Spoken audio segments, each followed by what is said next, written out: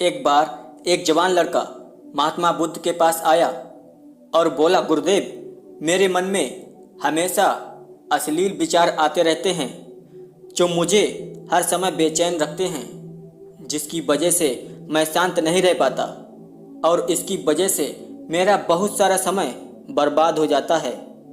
तब बुद्ध ने लड़के से कहा कि क्या तुम्हें पता है कि काम वासना क्या होती है? लड़के ने कहा, नहीं गुरुदेव, मैं नहीं जानता, लेकिन ये जो कुछ भी है बहुत बुरी है। तब बुद्ध ने कहा, वासना एक तरह की भावना है जो हमें किसी न किसी चीज की कमी महसूस कराती है, जिसकी वजह से हम उस चीज को पाने की कोशिश करते हैं। जैसे अगर किसी व्यक्ति के पास कपड़े नहीं हैं तो उस व्यक्ति के मन में कपड़ों की वासना अथवा इच्छा उत्पन्न हो जाएगी कि काश मेरे पास भी ऐसे सुंदर वस्त्र होते।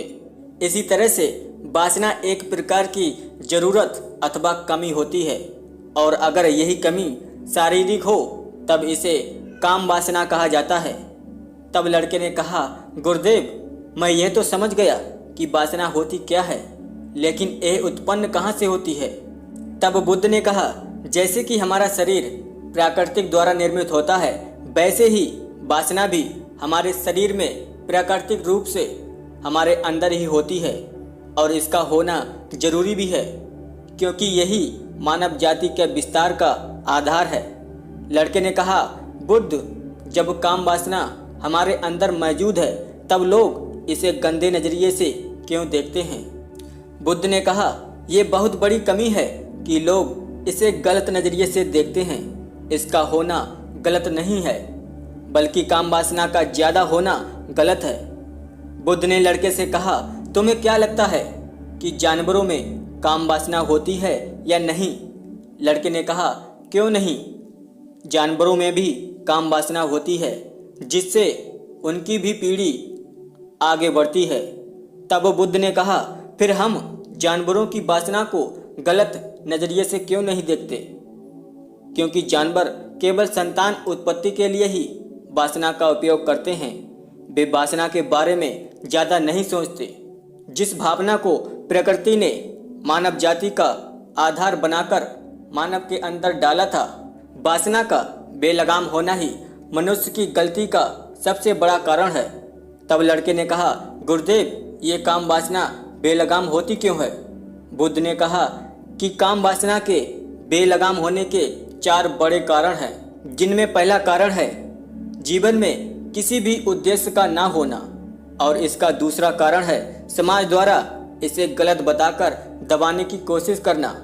और जब किसी चीज या विचार को दबाने की कोशिश की जाती है तो वह चीज और भी ज़्यादा उभर कर आती है।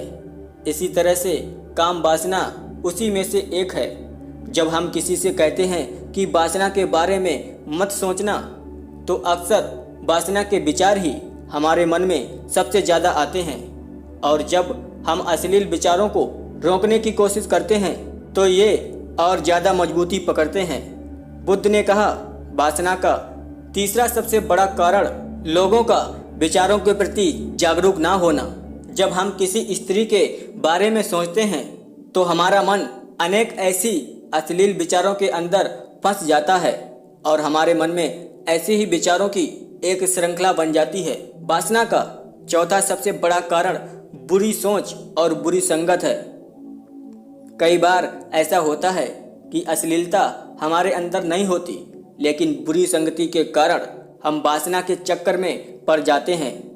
बुद्ध ने कहा कि जहाँ तक हो सके वासना के इन 4 कारणों से बचना चाहिए, क्योंकि जो कुछ भी प्रकृति हमें प्रदान करती है उसकी कहीं ना कहीं ज़रूरत होती है। लड़के को बुद्ध की बातों से पता चल गया कि वासना एक सोच है जिसका होना मानव जाति के लिए आवश्यक है।